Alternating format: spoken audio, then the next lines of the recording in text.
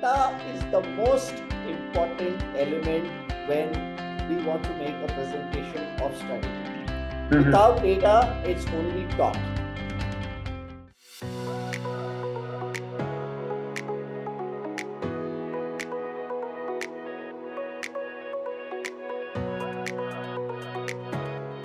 Hello, everyone, and welcome to another episode of FaceTime with Leaders, a podcast series by Directors Institute World Council of Directors. I am Rajesh Joshi, and today we have the honor of hosting a leading voice in institutionalizing governance for resilience and continuity. With expertise in the fields of digital transformation, Six Sigma benchmarking, and ESG frameworks, he is a versatile leader well suited for multiple domains.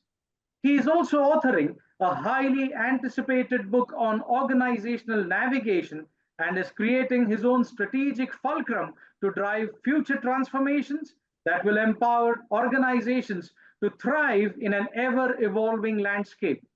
It is an absolute pleasure to introduce Mr. Harsha Sastry to the podcast. Mr. Sastry, welcome and thank you for joining us. Thank you, Rajesh, and it has been a great honor to be on your FaceTime issue, an episode, I should say. It has been really a great opportunity for having hosted me and enabling me to share my thoughts. That's a great opportunity, is what I'll say. So, sir, the pleasure is all ours. Mr. Sastry, a real crisis reveals the real character. Would you agree with this? Absolutely. It's always a crisis which makes the man or the person or the individual, whoever it is, really great. So, taking the same line of discussion ahead, with your extensive experience in managing crisis and business continuity initiatives, what personal and professional qualities do you believe are most essential for successfully navigating organizations through a time of disruption? Absolutely. Rajesh, this is a very nice question that you have asked me. And this is the most appropriate question when we are talking about this subject, which is related to business continuity, resilience, and crisis management, and so on and so forth. Now, if you look at the world's population, we have 8.2 billion as of today, and it can even keep growing. So business continuity concepts, resilience concepts are as many as number of people in the world. But the most important thing that everyone has to understand is that we have to follow the expert so that there is one thinker, one strategist, and everyone follows to make up the whole game. It's just like a game of football or a game of hockey, which requires the team to work rather than an individual to work. Now, to answer your question, I'd like to bring it down to three factors in each of the aspects. The first aspect is about personal traits, and the other aspect is about professional traits. When you look at personal traits, the most important thing that an individual should have as a quality when a person wants to be a successful crisis manager or a continuity manager or a resilient manager, the first aspect is about having the passion for doing it. The second aspect is what I would say is having discipline. And the third aspect from a personal point of view is the eyes for detail so that one can get into an innovative mode.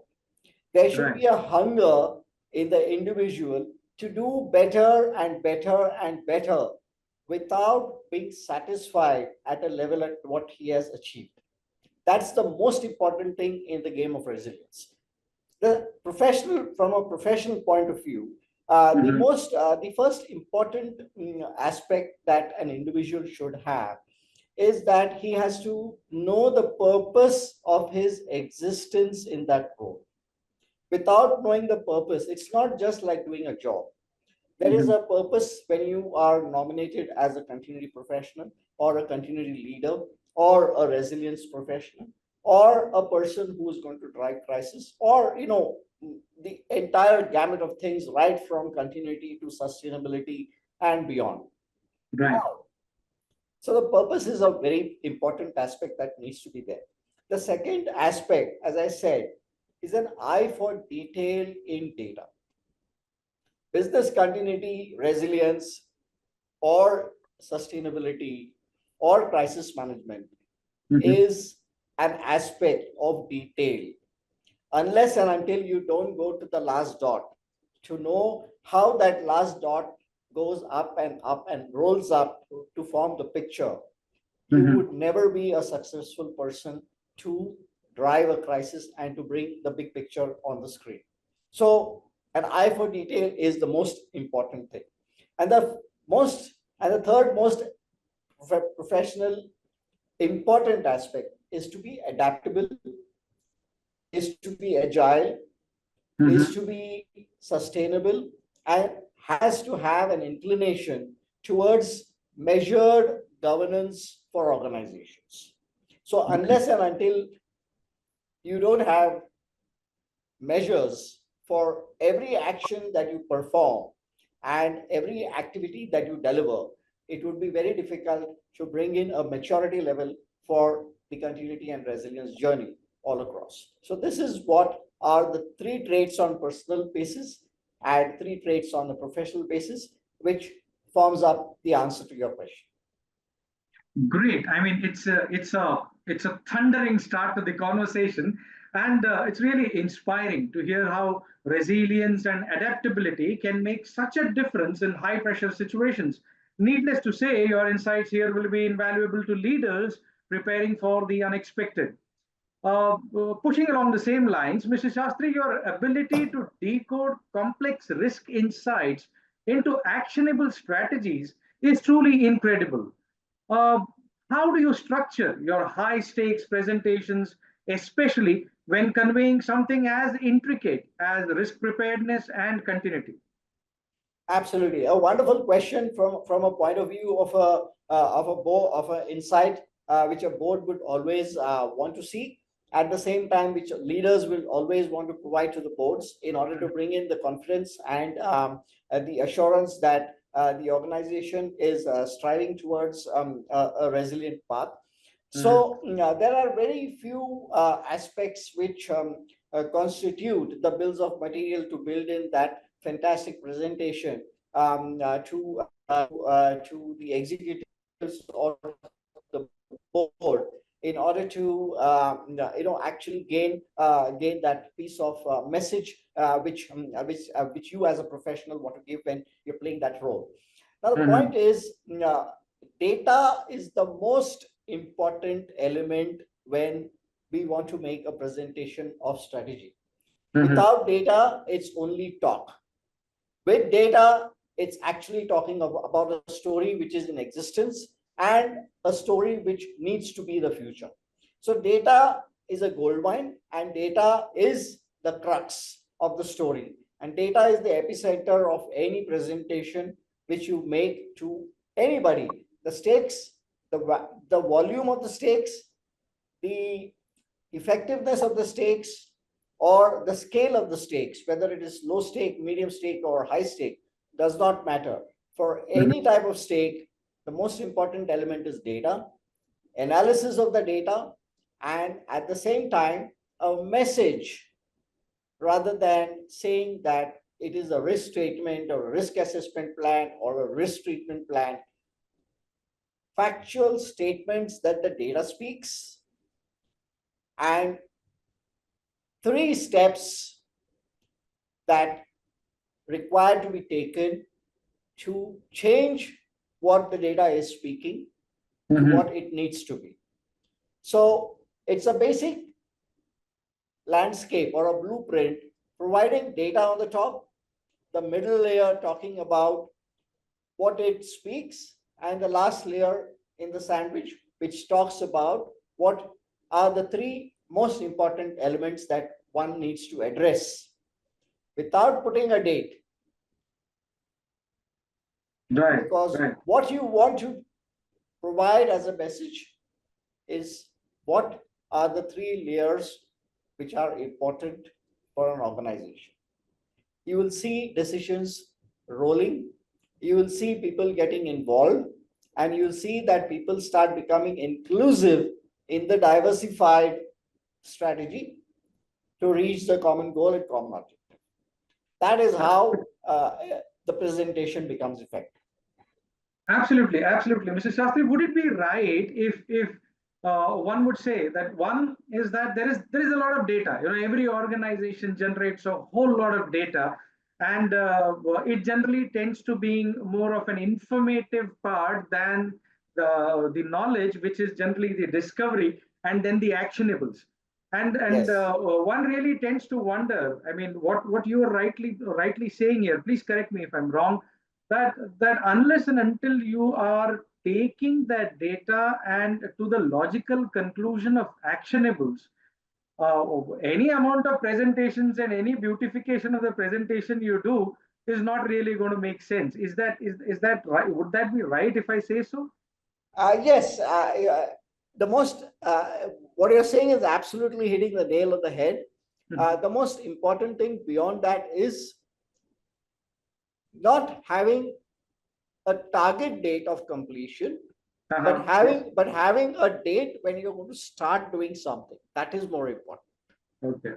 The commencement date is more important rather Yes, than it's not the target date. The moment right. you start doing something, you are going to end it, because you will Right. never like to drop it halfway. And Right. if you are dropping it halfway, then you're dropping it with knowingly that you're dropping it halfway, and you have a very valid reason to know why you dropped it.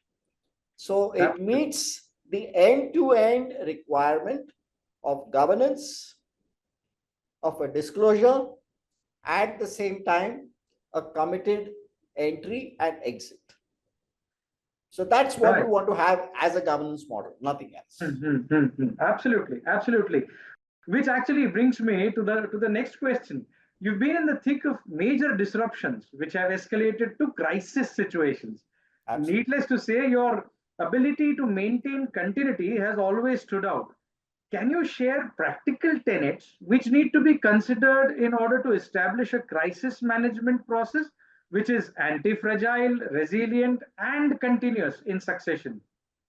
Okay, so Rajesh, I will just like to pick up four keywords that you spoke of: Mhm. anti-fragile, resilient, continuous or continuity, and the fourth one is about succession. Succession. So, when you talk about anti-fragile, Mhm. anti-fragility is only attained when the most important quality of conducting your regular drills Mhm. systematically with a large amount of participation can be providing you insights to where you are fragile. When Mhm. you are Mhm. talking of resilience, Mhm.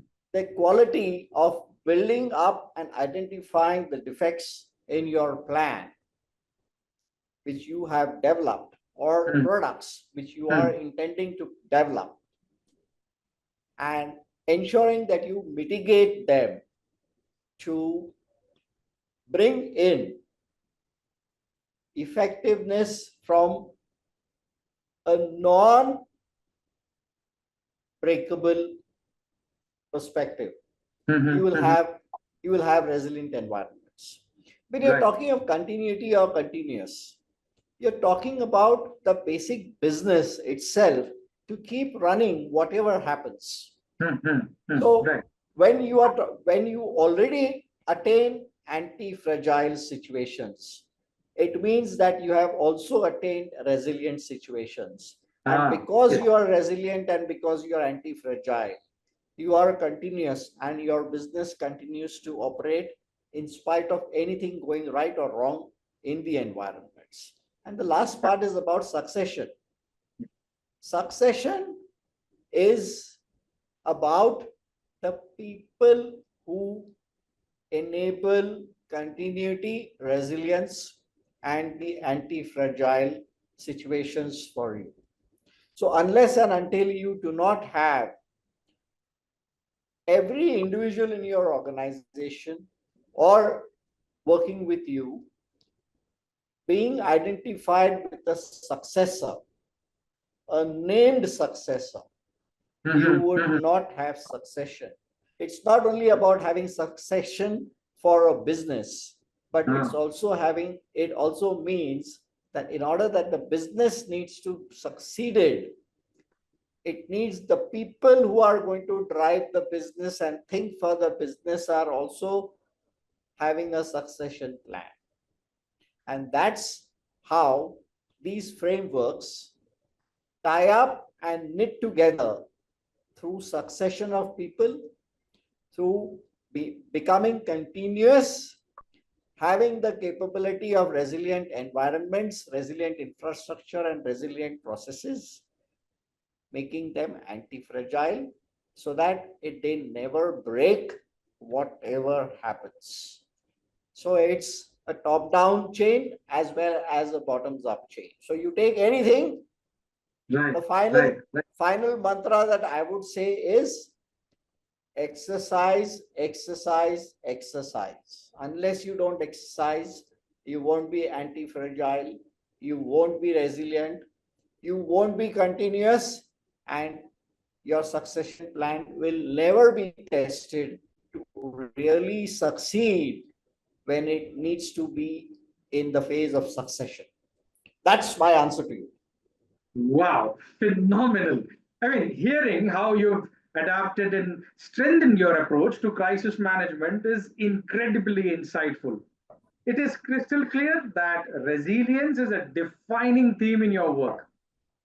Coming to the next question, which I believe must be, I feel, is should be very close to your heart. With your deep expertise in ESG and corporate governance, how can embracing these principles help build long term resilience and drive sustainable success within organizations? And do you see these skills as essential for professionals across all domains? Yes. So, Rajesh, again, it's a wonderful question, and you have knitted the questions very well to flow them in the right order. You're bringing it out as I speak, and it's really nice to listen. And even for me, it is like an exercise by itself. But I still want to give you the answer to this. ESG and sustainability is beyond being resilient. Or beyond is a stage beyond resilience. The reason I say that is it's not enough to be continuous, to be strong on infrastructure and say that we are resilient, and also say that we have reached anti-fragile.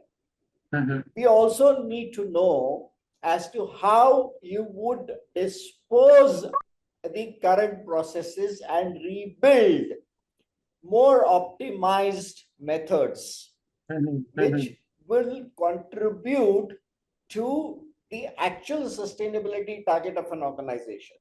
For example, if you have an application which is helping you to build resilience today, which you have developed, tomorrow you may want to redesign that application by retiring the current one to become a more greener application with lesser number of modules, lesser number of power usage, and more effective workflows to reduce stress levels for people in the workflow, have lesser number of sign-offs, so that you are giving them as people a more smoother work-life balance. That is one of the goals of ESG.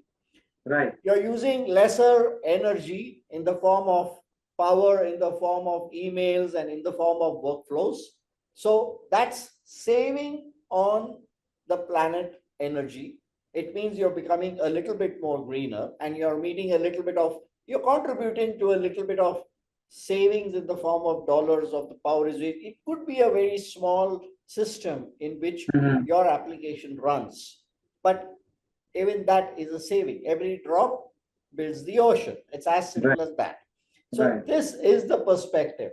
And the last perspective that I would like to give is, with all this happening, you would need people to be more responsive, and you will gain confidence in leadership teams in the board that the contribution of passive active elements, which are support systems, are also enabling the rise of profits in the organization. So Absolutely. this could turn out to be an advantage for future business, for future opportunities, for future investors, rather than building up a very heavy system which consumes a lot of energy, which builds in a lot of uh, governance, so-called governance, Mhm. and includes 10 times more than the workflows that are required, bringing up stress levels across the organization and Right. bogging down the work-life balance. So that is how ESG has to be looked at, and you need professionals to understand this in order to knit these perspectives and these models into real life and evolve a more resilient organization. Absolutely. It is really amazing, Mr. Shastri. The way I see it is that rather than, while people, whenever you talk to anybody about ESG, they will talk about waste management, reducing carbon footprint, and so on and so forth. I mean, here you are, who's actually talking about reducing redundancies within an organization and trying to make it more lean and more efficient, so that while you're delivering the final objective and working on a strategy to be resilient and so on, at the same time you're also reducing stress levels within the organization, where you automatically then are closer to the objective that you set out with. That's really amazing. I mean, you bring a very new, a very different, if I may say, perspective to the whole discussion of ESG. Uh, Absolutely. yeah, you I mean, this is forward thinking, and your forward thinking approach to integrating ESG principles is absolutely noteworthy. Uh, Moving to your next passion, which is execution of all the ideas that you have. How do you ensure that business continuity plans are actively tested and refined, so they are not just documents on a shelf, but real actionable strategies? Yeah, absolutely. This is the toughest phase for not the most matured organizations, as well as the most timid organizations, as well as the most naive organizations. Right. Uh, uh, Testing, exercising, and drills uh, is uh, uh, is mostly always postponed to the next day, because I'll do it tomorrow. It's the only thing that you hear. But the story that needs to be actually understood is that if you want to sing a song, you need to know the song, and you need to sing, and you need to get the song. So unless and until you don't know your plan, unless Mhm. and until you do not believe in your plan, you would not be confident in testing your plan. So that is the first perspective. The Right. other aspect is that boards should start getting engaged on a more rigorous basis to ask for this information whenever they are meeting. At the moment, it could be a bottoms up. The teams may be making a presentation and saying that everything is right, everything is bad, or whatever it is. Mhm. However, there should be a storytelling session related to testing of continuity plans as a 5-minute episode in the board meeting. The moment Mhm. you start putting that, you Mhm. are going to see that it's going to be a top down approach rather than a bottoms up. Right. Right. Right. The second most important thing is that it's all about considering every day to be a test. You don't need a special, you don't need to announce that you have to test today. Okay. The moment you announce that you have to test today, you are only trying to create a psychological impact, and people are not ready for it, saying that we'll postpone it for the next day. So if you consider every day to be a day of a test, like every day Waking up in the morning is a test. Are you getting up when the alarm rings at 4 a.m. or no? Is a test. Most of the times you may fail.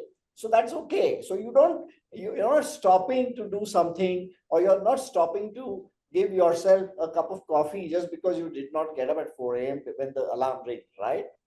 So you don't need to stop, but you need to keep attempting to wake up when the alarm and the buzzer rings. So it's all about practice. So it's all about being consistent in asking, have you verified your plan? Have you tested your plan? The natural tendency is a known tendency that a person would say, yes, I did it, but it probably may not have been done. Yes, I tested, but it probably may not have been tested. Create situations. You shoot out situations for them to give you the test results back. That is how you enable people.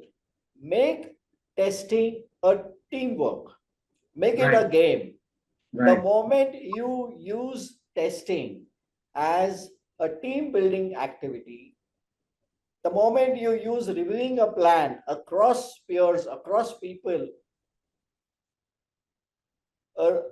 an activity which is more fun and frolic, you are going to have both these processes that you spoke of, ensuring that you maintain a living document and ensuring that you test your plan so that the day of the crisis is just another test.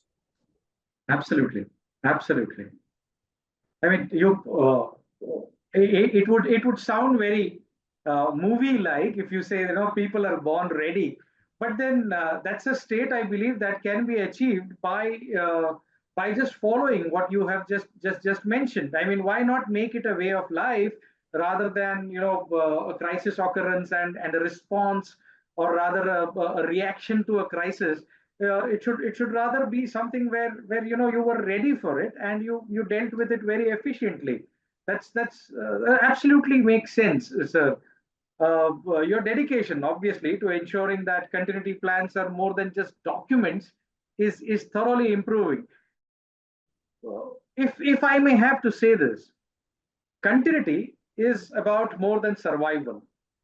What advice would you give to help organizations shift from a mindset of merely surviving disruptions towards one where they see continuity planning as a strategic advantage for long term success?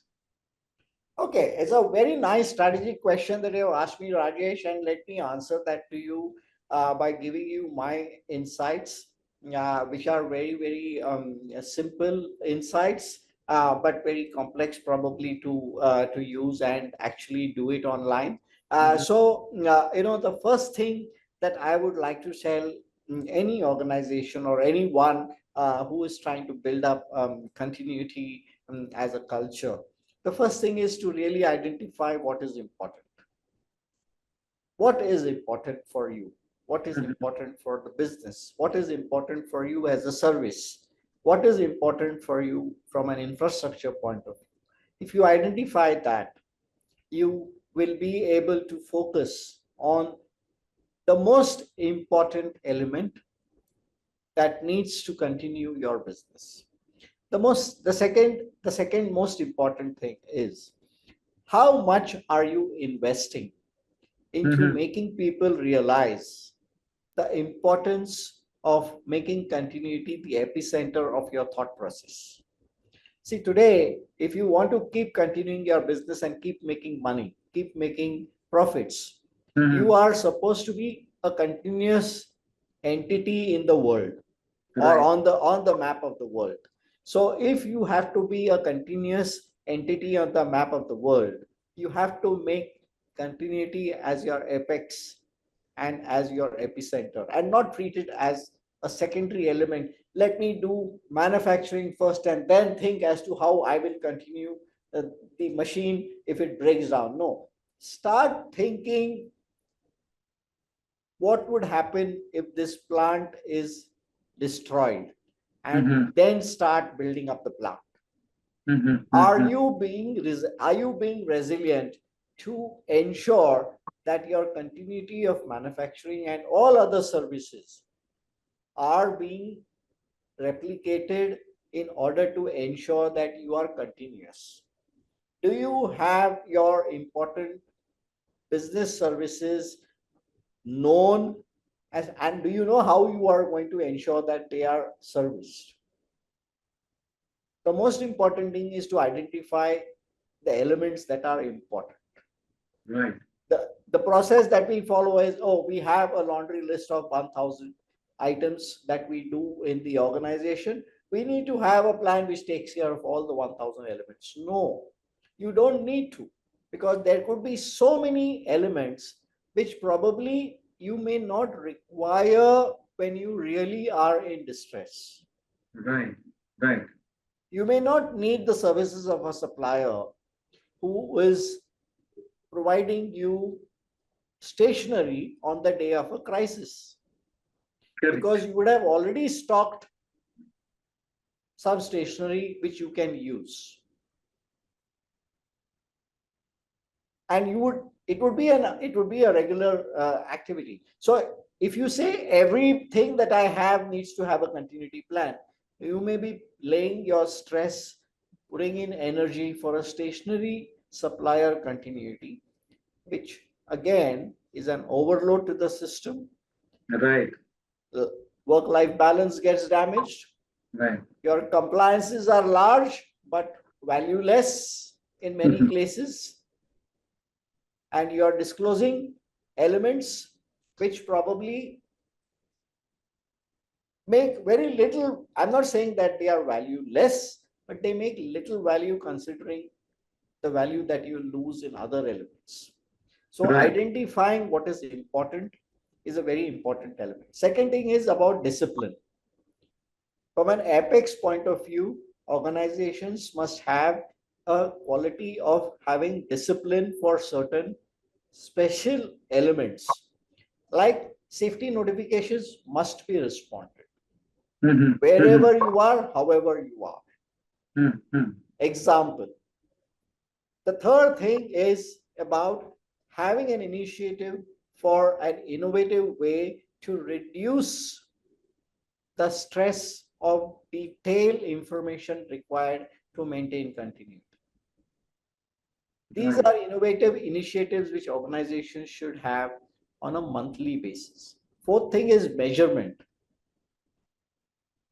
Adopt percentage. Mm-hmm. Go in for Six Sigma.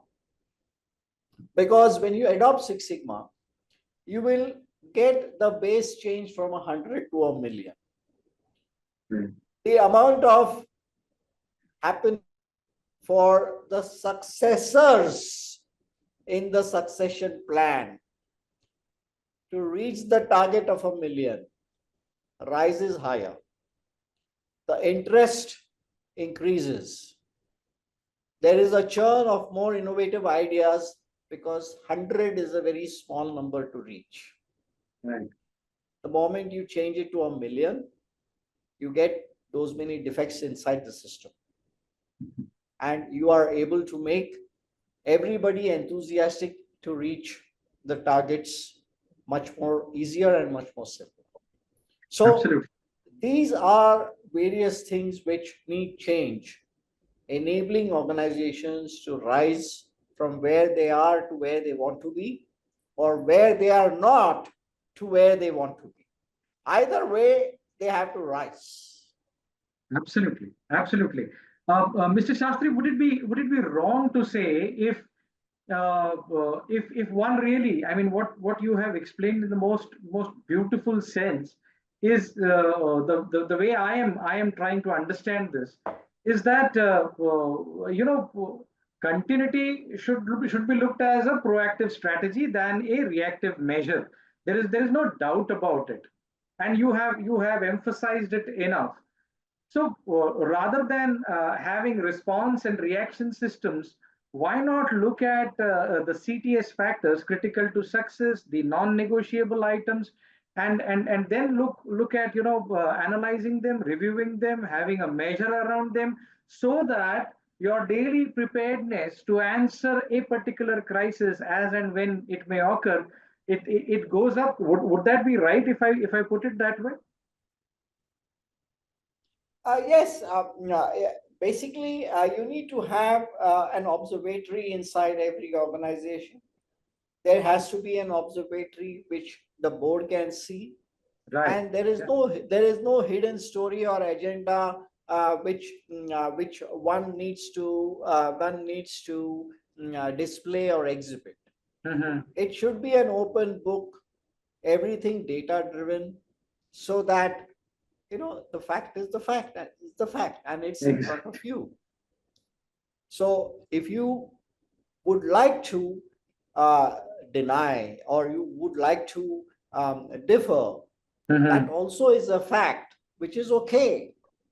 So a resilience level of a 3 versus a resilience level of a 99, from Mm-hmm. my point of view, both are resilient, Both, right, right. because somebody only requires a resilience index of a 3, and that's why he's there, or she's there, or or that individual element is there.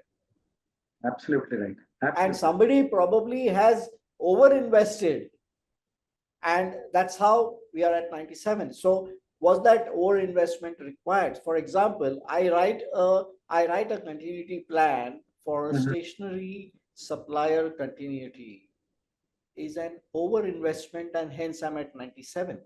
Absolutely. Absolutely.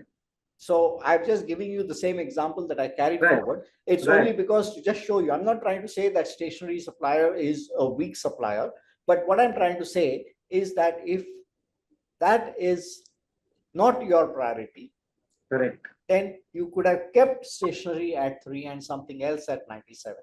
So Yeah. think about your prioritization, and think about your time.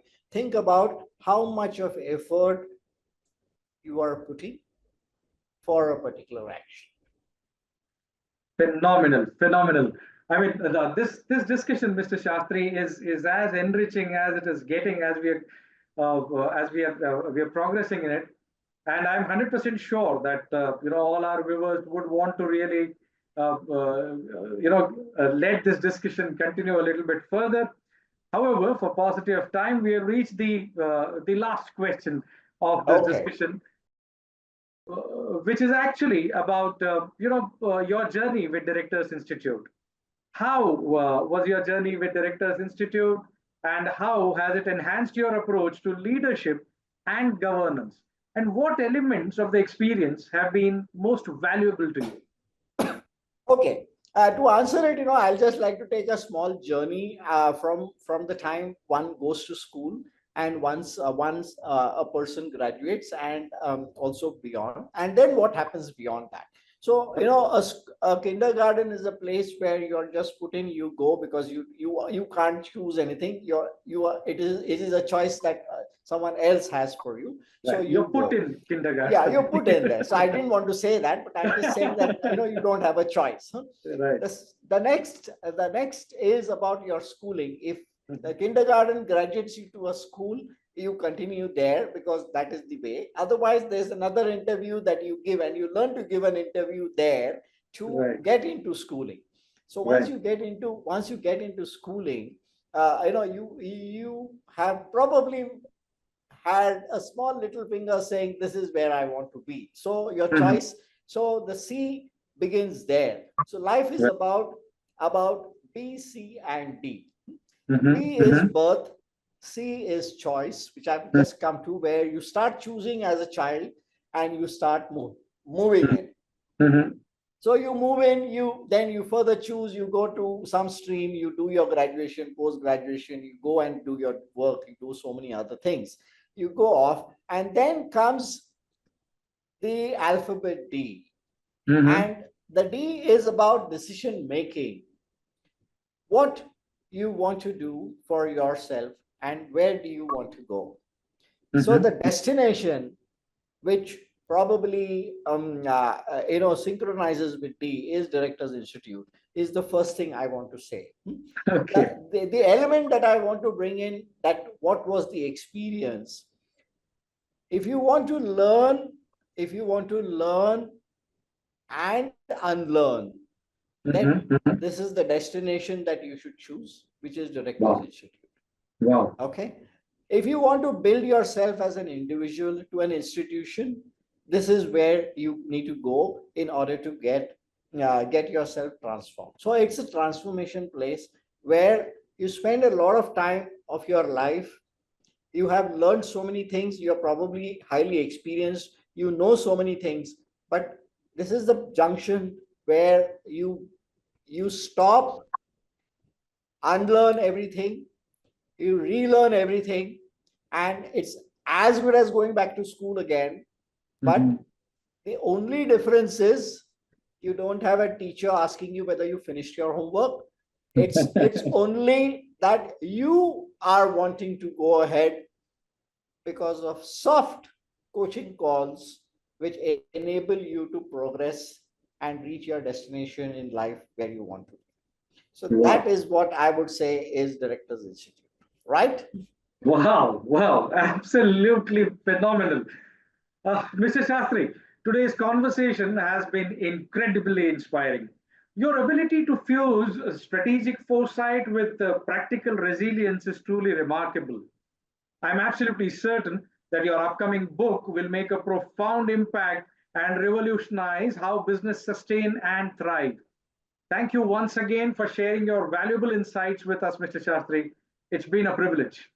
Tha- Thank you very much, Rajesh. It has been really nice engaging with you, and fantastic interviewing skills is what I would say from your side. God bless you, and may everything be right for you and right for everybody around. Thank you. Thank you, sir. Thank you. Wish you the same. We look forward to sharing more inspiring stories and insights from remarkable leaders in our next session. Until then, keep upskilling and finding joy in your journey. This is Rajesh Joshi signing off. Thank you.